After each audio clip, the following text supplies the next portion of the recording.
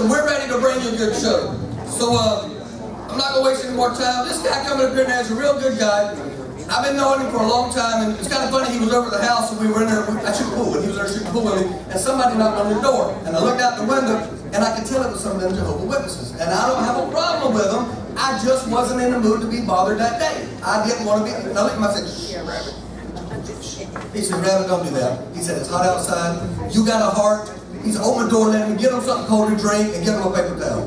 So he checked me, so I did. I brought him on in. So we're sitting there, and they drink the water right in the face, and finally, I said, what y'all want to talk about?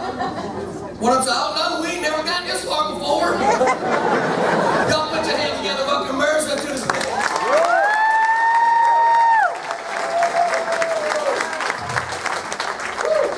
What's up, Jacksonville?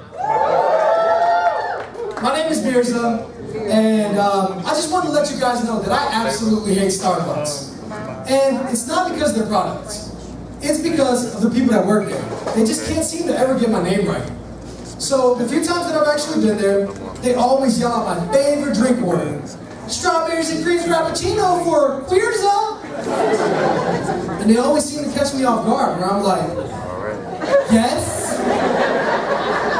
Now, the reason that I had this crazy name is because I'm originally from Bosnia. Woo! I don't know if any of you have ever heard of Bosnia, but we don't really have much to offer anymore. Other than scenery, history, and hardworking immigrants, we're basically the Mexico of Europe. But I do have a different story than most people do. While the average American kid was getting sent off to fat camp, I was actually being sent off to a concentration camp. Luckily, America was my final destination.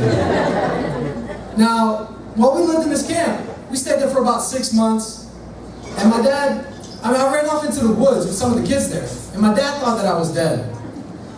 But then when I saw him, when I came back, I was so excited to see him. And I thought he was excited to see me too. But then he proceeded to beat the living shit out of me, just to show me how much he loved me. And now I understand how much Chris Brown loved Rihanna.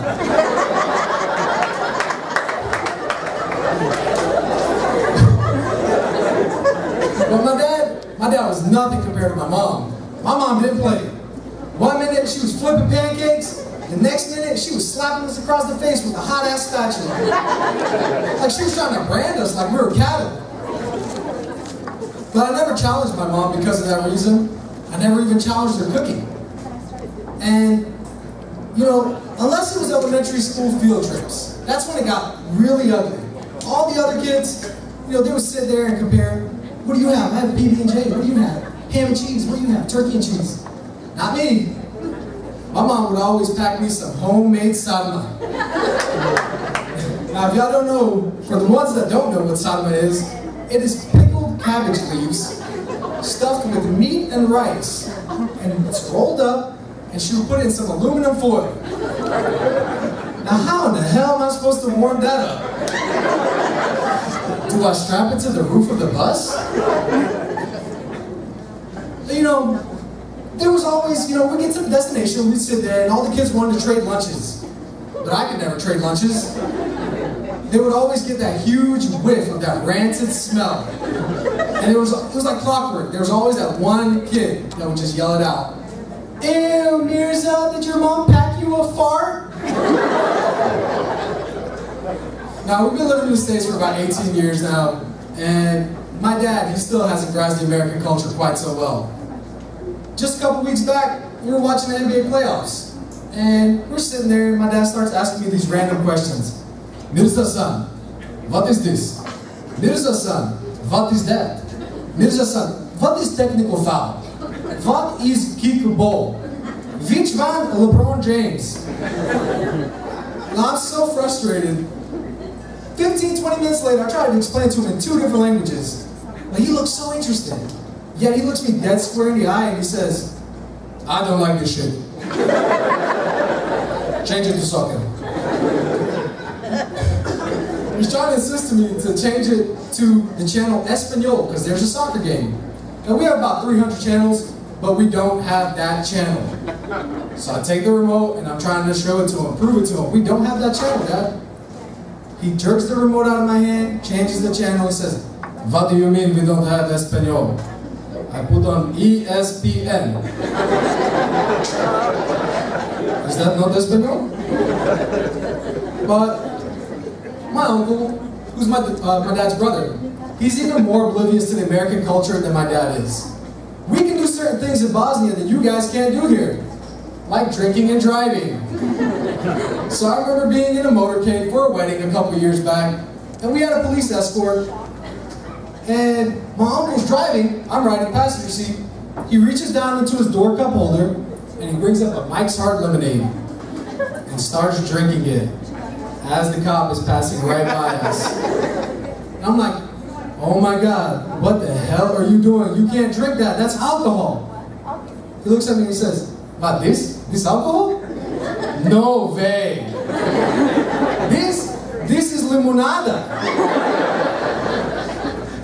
Now, both of them really struggle with the English language, a lot. And my dad, he has a very thick, strong, abrasive accent, but he's an extremely friendly person. And he works at a hotel. His hotel was voted the most hospitable staff of 2012. So he wanted to tell some guests in front of his hotel manager about their accomplishments. But he got flustered. So he starts telling them, "Hello! We were voted the most hostile staff of 2012. But it gets worse. I remember being about 11, 12 years old, and we're pulling up into a Burger King drive-thru, and the game plan was, we're gonna pull up and order 4 Whoppers and 4 Cokes. Now, my dad pulls up, and he has this giant, proud look in his face. So we pull up, and the girl says, "Welcome to Burger King, may I take your order, please?" My dad looks back at all of us, everybody in the car, whole family, and he says, don't worry, don't worry, don't worry. I got this, I got this, I got this. "Hello! Can I get 4 hookers? And 4 cocks, please." And he was so proud with the whole family inside the car. You know, now that I'm much, much older, and I think back on it, he had the right mindset, considering that we were right off of Phillips Highway. Thank you guys have been a great audience.